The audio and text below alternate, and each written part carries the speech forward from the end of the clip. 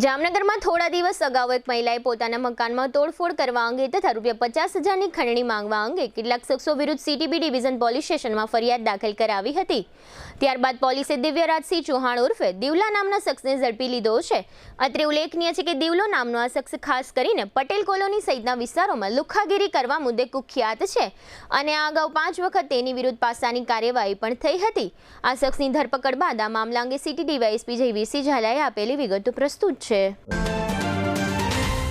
સગાઈ, લગ્ન અને શુભ પ્રસંગો માટે પાર્ટી પ્લોટ તથા બેન્ક્વેટ હોલની શોધમાં છો તો આપના શુભ પ્રસંગો જાજરમાન અને યાદગાર બનાવવા આપને અમો આમંત્રિત કરીએ છીએ।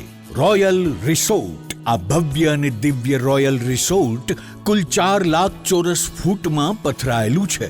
70,000 ચોરસ ફૂટ અને 8,000 ચોરસ ફૂટની વિશાળ જગ્યાની લોન્સમાં 2 વિશાળ પાર્ટી પ્લોટ, 10,000 ચોરસ ફૂટમાં લાઇટથી જગમગારા મારતા બ્યુટીફુલ ઝુમ્મર સાથેનો ભવ્ય બેન્ક્વેટ હોલ, હલ્દી રસમની અને પૂલ પાર્ટી માટે વિશાળ સ્વિમિંગ પૂલ, વરકન્યાના અલગ અલગ રૂમ સહિત 28 રૂમ, બેન્ક્વેટ હોલમાં 1,500 અને પાર્ટી પ્લોટમાં 3,000 મહેમાનો એક સાથે પ્રસંગ માણી શકે તેવી સુપર વ્યવસ્થા, એક સાથે 250 કે 300 થી વધુ કાર પાર્કિંગ થઈ શકે તેવું વિશાળ પાર્કિંગ, એક સાથે 2 પ્રસંગ થઈ શકે તેવી વિશાળ વ્યવસ્થા ધરાવતું ભવ્ય રોયલ રિસોર્ટ।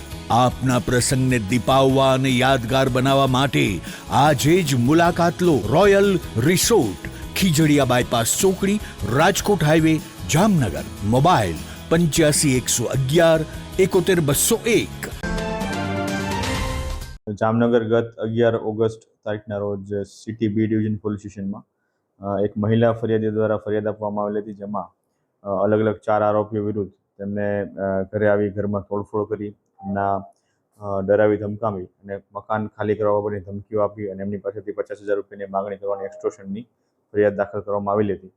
આ ફરિયાદને અનુલક્ષીને જે આરોપી છે દિવ્યરાજ ઉર્ફે દિવલો ડોન મંગળસિંહ ચૌહાણ, એનું ગઈકાલે Jamnagar city B division police station દ્વારા અટક કરવામાં આવેલો છે અને તેને આગળની કાર્યવાહી માટે કોર્ટમાં રજૂ કરી અને પોલીસ કસ્ટડી માટેની તજવીજ ચાલુ છે। જી, આજે દિવ્યરાજ ઉર્ફે દિવલો ડોન છે, તેના અલગ અલગ સિટી બી ડિવિઝનના, સિટી સી ડિવિઝનના અને સિટી એ ડિવિઝનના અલગ અલગ ગુનાઓ મળીને આશરે 50થી વધારે ગુનાઓ જામનગરમાં દાખલ થયેલા છે અને અગાઉ તેને લગભગ આશરે 5 વખત એની પાસા કલમ હેઠળ અટકાયત કરીને એને જેલ હવાલે કરવામાં આવેલો છે અને જે તાજેતરમાં જ અન્ય ગુનાઓમાંથી જેલમાંથી જામીન મુક્ત થયેલો હતો અને ત્યારબાદ આ ગુનો આચર્યો।